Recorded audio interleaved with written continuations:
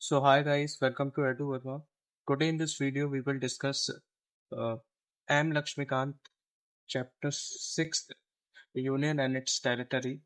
So हमारे Indian constitution के article first से लेके फोर तक मतलब टोटल फोर आर्टिकल डील करते हैं जो कि पार्ट फर्स्ट के हैं वो डील करते हैं यूनियन एंड इट्स टेरिटरी से। जो आर्टिकल फर्स्ट है हमारा उसमें तीन प्रोविजंस है। पहला प्रोविजन कहता है नेम ऑफ द कंट्री बताता है पहला प्रोविजन। कुछ मेंबर थे तो उन्होंने सजेस्ट किया था कि जो हमारा ट्रेडिशनल नेम है भारत वही होना चाहिए हमारा कंट्री का नेम और जो अदर मेंबर्स थे उन्होंने बोला था कि नहीं इंडिया होना चाहिए। बट ओवरऑल लास्ट में असेंबली ने अडॉप्ट किया इंडिया डेट इज भारत। तो जो हमारा आर्टिकल है वो कहता है India that is Bharat as union of states rather than a federation of states। अब टाइप ऑफ सेकंड प्रोविजन बताता है कि टाइप क्या है पॉलिटी की हमारी। तो कंट्री जो है country is described as union of states not federation of state. अब इसका डिफरेंस क्या होता क्या है यूनियन ऑफ स्टेट और फेडरेशन ऑफ स्टेट। अब यूनियन ऑफ स्टेट में जो स्टेट्स रहते हैं उसके पास कोई राइट नहीं रहता कि वो सेसीड कर ले यूनियन से मतलब खुद को इंडिपेंडेंट घोषित कर ले और खुद मतलब यूनियन से अलग हो जाए। और फेडरेशन में ऑफ स्टेट में ऐसा होता है कि वो उनके पास राइट होता है कि वो अलग हो सकता है क्योंकि वो फेडरेशन है। बट हमारे इंडियन पॉलिटी में जो कंट्री है हमारी उसको डिस्क्राइब किया है as union of state.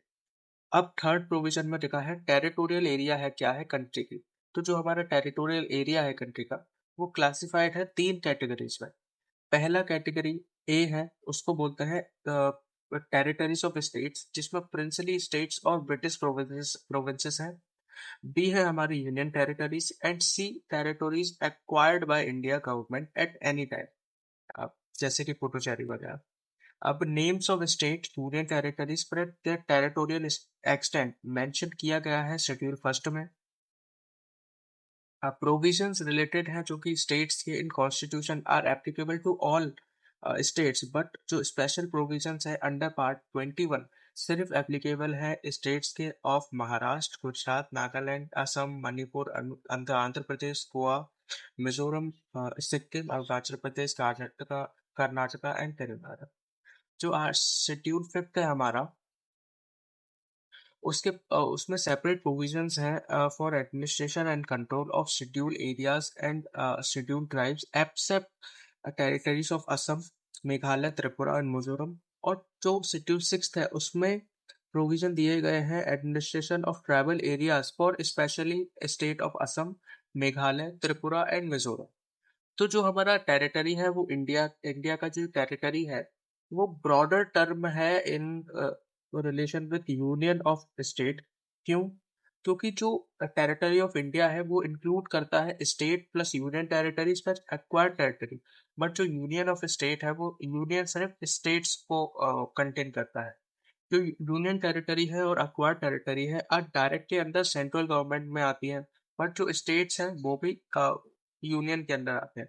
Being a sovereign state India जो है एक्वायर कर सकता है फॉरेन टेरिटरीज भी।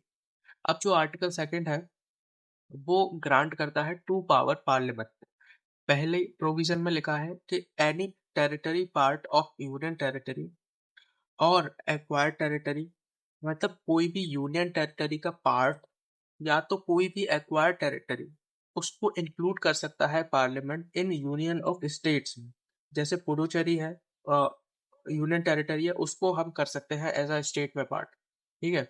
अब second part two establish new state अब पावर देती है कि वो न्यू स्टेट स्टैब्लिश कर सकते हैं। फॉर एग्जाम्पल सिक्किम सिक्किम जो एक्वायर्ड टेरिटरी है एडमिटेड हुई थी इंडियन स्टेट में अंडर आर्टिकल सेकंड की पार्ट प्रोविजन फर्स्ट से ऑन 26 ऑफ अप्रैल 1975। अब जो आर्टिकल थर्ड है वो ग्रांट करता है four powers to parliament without consulting state. मतलब स्टेट को कंसल्ट करे बिना तीन चार ऐसी पावर्स हैं जो पार्लियामेंट को आर्टिकल थ्री देता है। पहली कि वो पार्लियामेंट फॉर्मेशन फॉर्म कर सकता है एक new state by separation of territory from any state. मतलब किसी स्टेट से कोई भी छोटी सी टेरिटरी अलग करके उसको डिक्लेयर कर दिया new state. For example UP का छोटी सी 3-4 डिस्ट्रिक्ट मिला के उसको अलग करके एक सेपरेट स्टेट का नाम दे दिया गया, या तो टू और मोर स्टेट को कंबाइन करके एक नया स्टेट बना दिया। फॉर एग्जांपल यूपी और मध्य प्रदेश को एक का करके एक बड़ी डिस्ट्रिक्ट बना दी, स्टेट बना दी। uh, या तो uniting any territory to a part of any state, कोई भी डिस्ट्रिक्ट अनदर स्टेट का, जैसे मध्य प्रदेश का ग्वालियर है उसको यूपी में ऐड कर दिया, ऐसे। सेकंड है पावर के इंक्रीज और डिक्रीज कर सकता है एरिया ऑफ स्टेट। थर्ड है पावर के चेंज कर सकता है बाउंड्री ऑफ द स्टेट। चौथी पावर है कि चेंज कर सकता है name of the state. But देखो दो कंडीशंस है।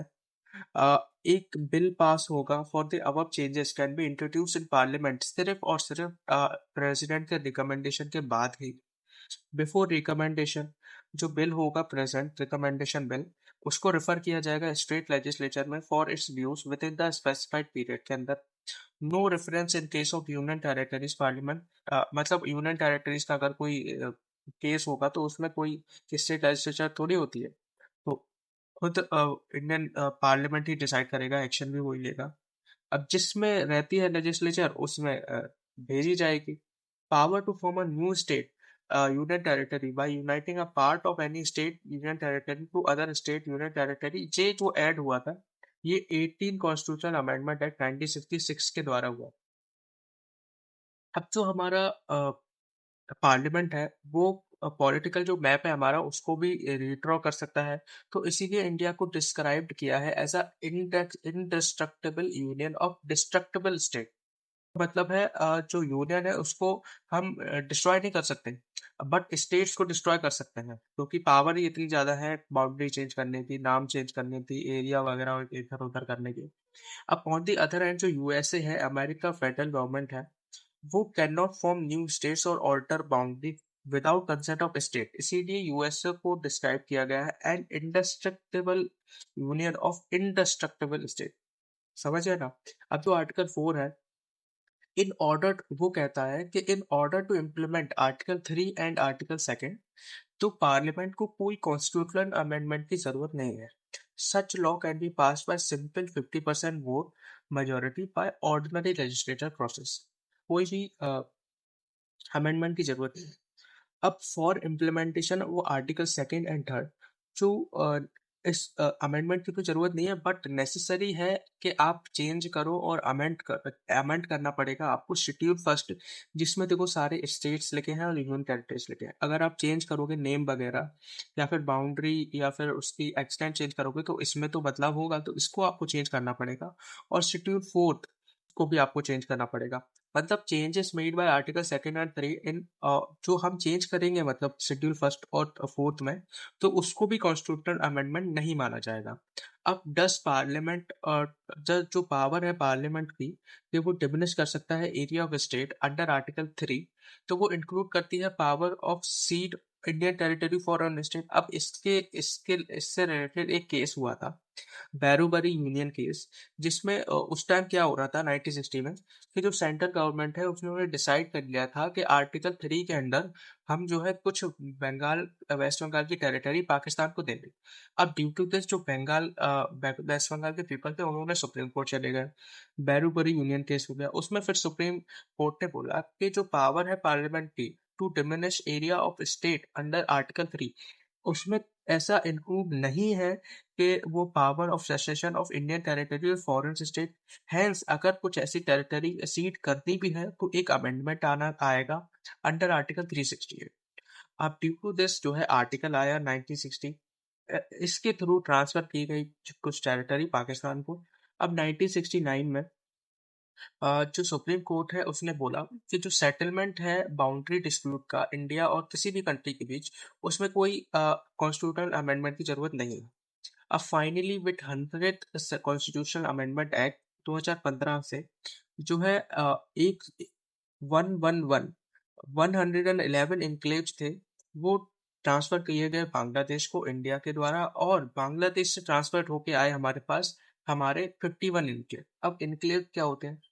अब इनक्लेव ना एक piece of land है belonging to one country but totally surrounded by another country. मतलब जो 111 इनक्लेव्स थे बांग्लादेश के, जो थे वो बांग्लादेश के बट हमारे इंडिया टेरिटरी के चारों तरफ से कवर्ड थे, इसलिए इनको इनके लौटा दिए गए और हमारे हमारे पास आ। But due to this schedule first, अब जो जे आई एनक्लेव, इससे जो है जो आसपास के एरियाज थे, स्टेट्स थे हमारे, उसमें थोड़ा बदलाव आया, तो इसलिए जो है due to schedule first also amended included 4 state Assam, west Bengal, Meghalaya, Tripura, इनमें बदलाव आया था, इसलिए इसको अमेंड किया गया। अब जून 6 जून ऑफ 2015 ये थे freezing date to settle border dispute between India and Pakistan. अब देखो, इंडिया ने 111 इनक्लेव दे दिए थे और खुद के 51 इनक्लेव ले गए थे, बट अभी भी एक ऐसा इनक्लेव है जो कि नॉट सॉल्व एट, ऐसा डिस्प्यूट है इनक्लेव का बांग्लादेश और इंडिया के बीच में, जो कि नॉट सॉल्व एट। अब वो है सेकेंड लार्जेस्ट इंडिया में है, वो है दहाग्रम अंगरकोटा। ऐसा इनक्लेव है बांग्लादेश का जो कि इंडिया से सराउंडेड है, जो कि सेकंड लार्जेस्ट है, जो कि अभी तक सॉल्व नहीं हुआ।